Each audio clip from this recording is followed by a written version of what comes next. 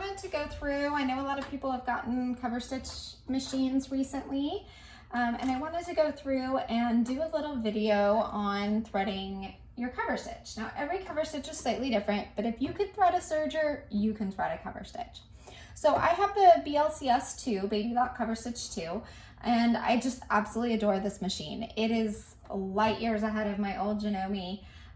It goes over bulky seams well. I'll be giving some tips for doing things like that during the sew along, but today I just want to take you through how I thread it. Okay, now I don't always buy 4 cones of the same color. So in this case, I have 2 cones and 2 bobbins.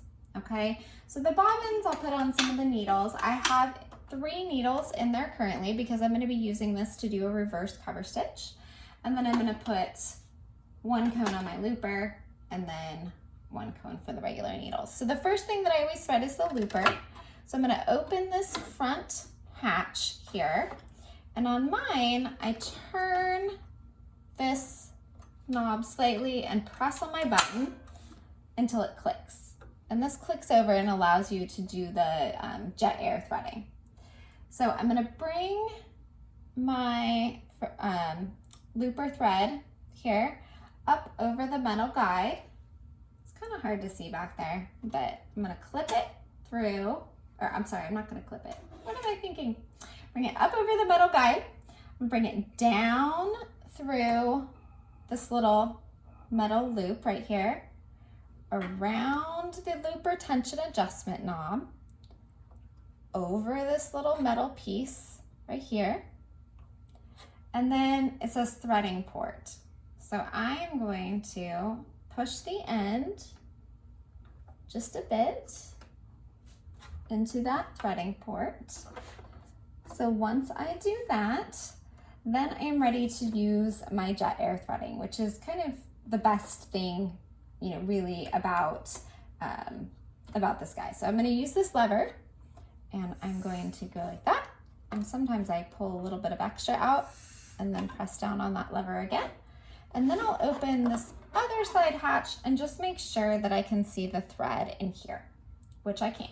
So I know that it went all the way over. So now I'm going to slide this little metal piece back and I'm going to close this up. So now I've threaded my looper. Once you've gotten your looper threaded, you're ready to start threading your needles. So you want to start at the leftmost needle, and reminder, I have 3 needles in here right now. So I'm bringing my thread up through the metal guide at the top. I'm clipping it through the back.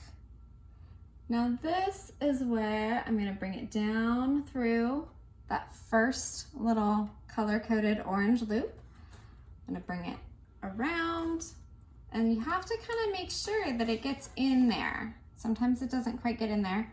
Up and over, there's a little metal guide here. And then in this case, I'm going to go over the leftmost part and then right through this guide down here. So I'm going this way so it fits behind this part and then underneath this. And then I'm going to thread that far left needle. Okay, now I'm ready for the next one. So I'm going to grab my thread, up, over, come down.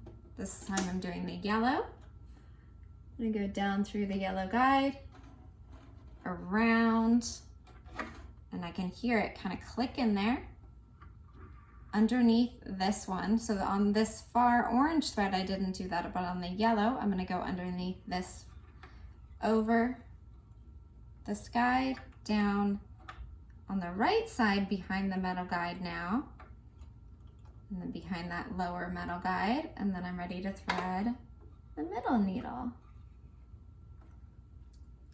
Sometimes they just require a little bit of licking.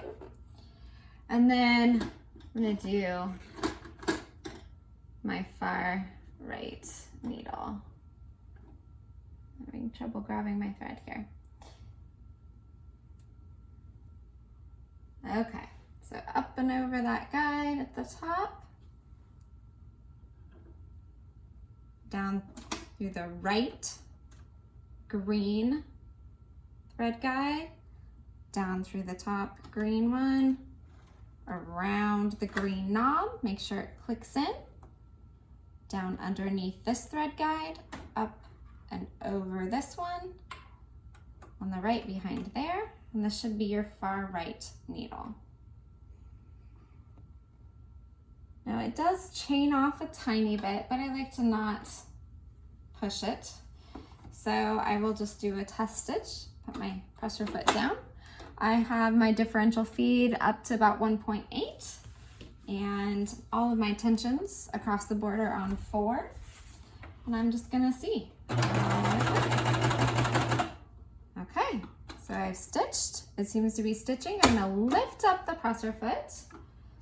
I'm going to, usually I have my little threader here. Take my threader, sweep those threads forward. Sometimes it gets a little too tense here depending on what quality thread I'm using. So sometimes I'll pull those out. And then I'm going to snip those front needle threads. And then I'm gonna pull out through the back. That ties off my stitch on the back. So that tied it off at the bottom. You can tie it again yourself if you'd like to, but I can see that I have nice even tension there. And then I have my triple needle stitch here. So you can see that it retains its stretch, which is primarily what the cover stitch is supposed to do. Great for hemming.